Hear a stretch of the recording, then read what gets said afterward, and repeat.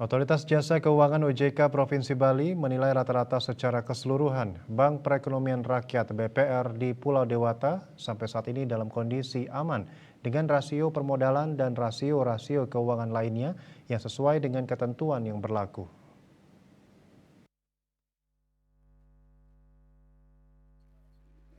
Seperti diketahui secara nasional dalam 2 bulan pertama tahun 2024 terdapat 3 BPR di luar Bali ditutup OJK dan 1 menyandang status bank dalam resolusi BDR. Kepala OJK Bali Kristrianti Pujirahayu menyampaikan, adapun kecukupan modal BPR yang tercermin pada likuiditas BPR, cash ratio, CR, dan capital adequacy ratio terjaga di atas threshold berturut-turut sebesar 16,47% dan 31,96%.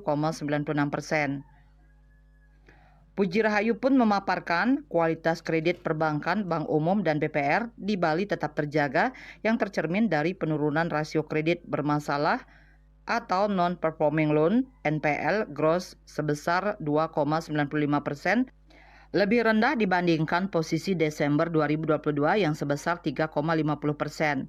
Sementara itu NPL net berada di posisi 1,60%, juga lebih rendah dibandingkan Desember 2022 yang sebesar 1,86%.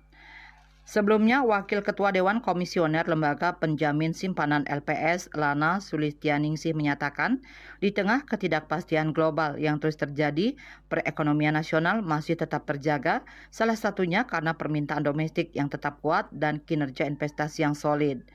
Dia menambahkan, kinerja positif perekonomian Indonesia ini didukung oleh kinerja perbankan yang tetap solid.